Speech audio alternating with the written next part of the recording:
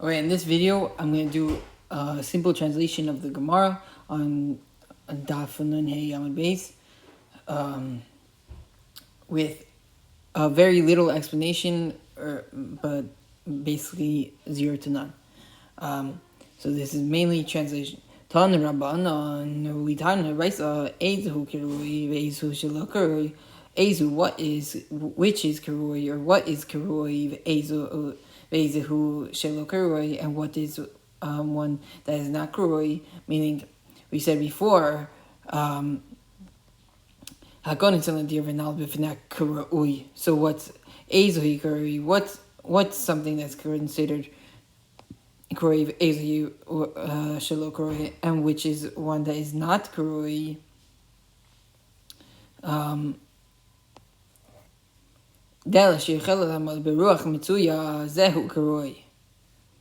If a door that sheyechola, that is able lamod, to stand beruach, with a wind, mitzuya, which is common, zehu, this is kuroi, proper. So if a door can withhold a normal wind, normal gust of wind, that is considered kuroi.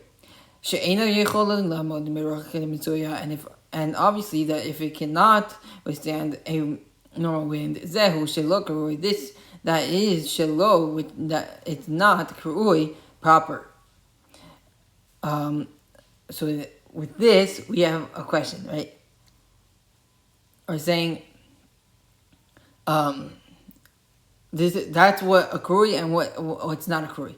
But we have a question: who's authorizing this brisa that says that this is their opinion? So we want to know whose opinion is this that means kurui. Amar Reb Mani Bar Patish. Reb Mani Bar Patish said, Man Tana, who is a Tana that says Muad Disagile Bishmira, that for a Muad Disagile Bishmira, it's Sagi enough, lay for him, Bishmira, for his watching, for his guard, to be Pechosa.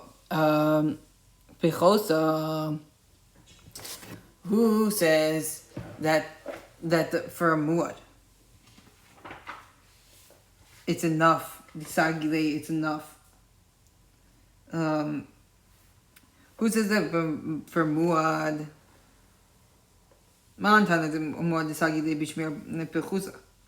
Who says that for muad the sagile bishmir bechusa, that it's enough for bishmir bechusa with a lower level shmira?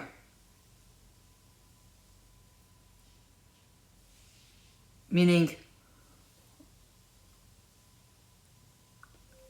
who says that this is a definition of Kurui? Because this seems like a very low level shmira. So who goes with this this thing and that says that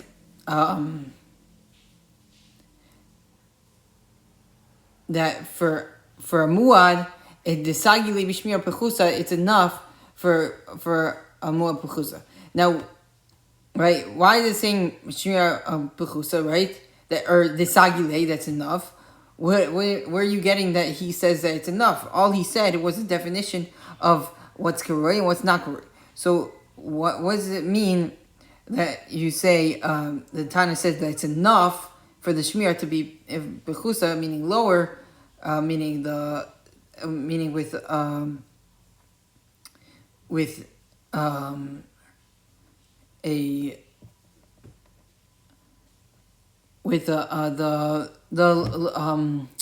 not b'fnei kurui, meaning the lower level is not b'fnei kurui.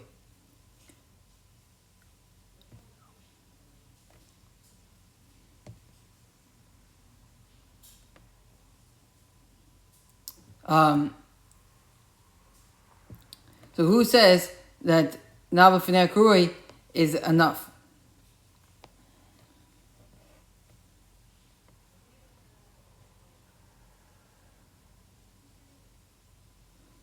Yeah, with the low guarding, meaning that's enough. Wait, Rabbi Yossi, Rabbi Yossi, that's Rabbi Yossi, or no, I think it's Rabbi Yehuda. Yeah, Rabbi Yehuda, and it is the Tana that says that, or wait, I didn't finish explaining. So how do we know, or why is the Gemara saying that he's saying it's enough? Because we know that from the Mishnah. Now, what does it mean we know the information? The Mishnah says that kol nitzon deer. If you take the tzon to the deer, and you lock it properly, putter. He's putter. That means that now b'fnei kurui is enough to make him putter. Meaning the sagilei b'shmir pechusa. It's enough for him to do in this lower level watching, which is just the locking. So who says that this is that this lower level watching is enough? And for a muad. Now our second question is, where does he get that it's muad? Right?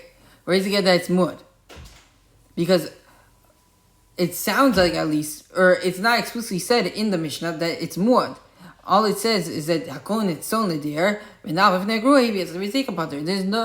about muad animal, not muad, whatever. So how do you know it's muad? So this is what you have to know. This is how you know that's muad. So our Mishnah, it's talking about different cases, but within the same case, right? Because the Mishnah is all connected.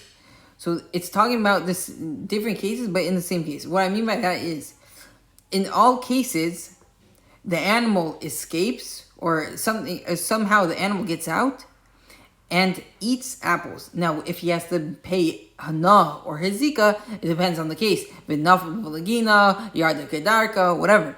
But the point is that the animal eats, right? How do we know this? Because we said that when nafal gina v'nenis, and it benefits, right? The only way of benefit is from a gina is to eat. So we know that the animal eats. So eating falls under Shane, and Shane, the only way, the only hezek for Shane is for muad. So that's how we know that it's muad, right? I'll explain that one more time, a little slower, right? In the Mishnah it says, naflu legina v'nenis mishlamis masha nenis, right? For nenis, right, you pay nenis. When you're basically putter, as I said in another video, you're basically putter, but you have to pay the nenis because you're benefiting from his loss, right? So in this case, he's putter, but we can see that from the fact that he could pay nenis, meaning that he's chayiv to pay nenis, we could see that since he's chayiv for paying nenis, it's a case that the animal does get benefit, meaning his damage is also a benefit, right? So when the animal benefits, right? Since we know that the animal benefits, right? We know that just like he pays nenis, right? Just like he pays nenis, meaning that he's eating an apple or eating whatever, we know that when he damages, it's also the damage of eating, meaning he's damaging the guy's field from eating. So damaging someone's field from eating falls into Shane. Shane means teeth, literally, but that the category is benefit. So that since the animal is benefiting, it falls into Shane. And Shane in the Rishus Yachid, in the private domain, which in this case it is private domain, means muad. So that's how we know that the case is talking about a muad animal. So now the Gemara's question makes more sense to us. So Abraham bar Patish man Tana, who is the Tana muad the sagile, that for him the sagile it's enough for a muad bishmir pechusa with a lower level shmira, meaning with just locking it, that's all he has to do is lock it. That's considered a lower level shmira. Rabbi Yehuda it's Rabbi Yehuda the Tanan that we taught in the Mishnah.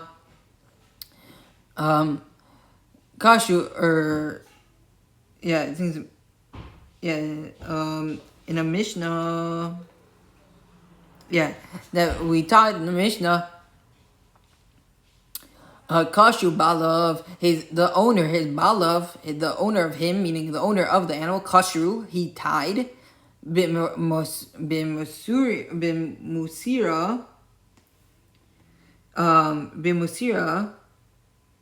with on a leash, vinal lifanav, and he locked it, and he vinal lifanav, and he locked it in front of it, kurui, properly, v'yatzav v'zika, v'yatzav v'hezik, and he goes out and damages.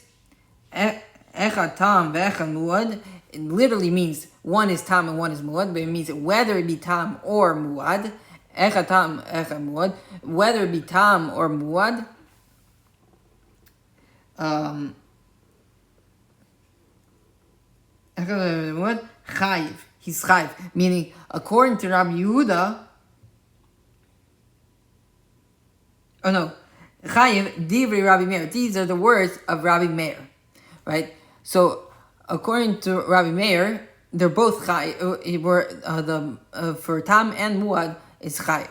Okay, the explanation why we haven't learned yet, but the fact of the matter is that the Rabbi Meir says tam and muad are both chayiv. If you lock it kurui, then you're chayiv if it's a tam or a muad. But Rabbi Yehuda says, Rabbi Yehuda Imer, tam chayiv, the tam is chayiv, but muad pater. The muad is pater. Why? Shneimar, because it says, v'lo yishereinu balav. And the balav and the owner did not guard him. And this is talking about the muad animal.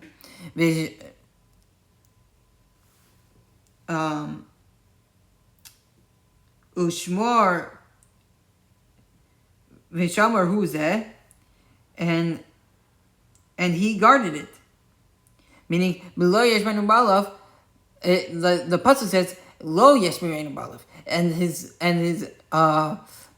his owner did not guard him, but v'shamar huzeh, but he did guard it. So according to Rabbi Yehuda, he's saying tam is chayv, muad is, tam is pater.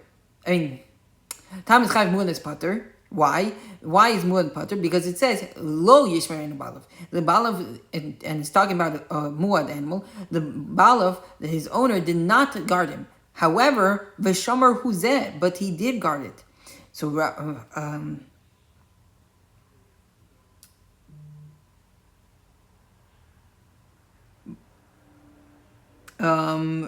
think it's Rabbi Eliezer. Rabbi Eliezer says, Ein lo shmira ela sakin. There's no shmira except for a sakin, except for a knife. What does he mean? Basically, in plain English, he's saying you're always chayiv, no matter what. Whether you lock it properly, do more than it, you're chayiv, no matter what. You're always chayiv for your animal. And how does he say it? He says it in a weird way. He says the only way of guarding your animal is by killing it. But his in plain English, he's saying you're always chayiv for any type of damage your animal does, no matter what the situation is. You are always chayiv.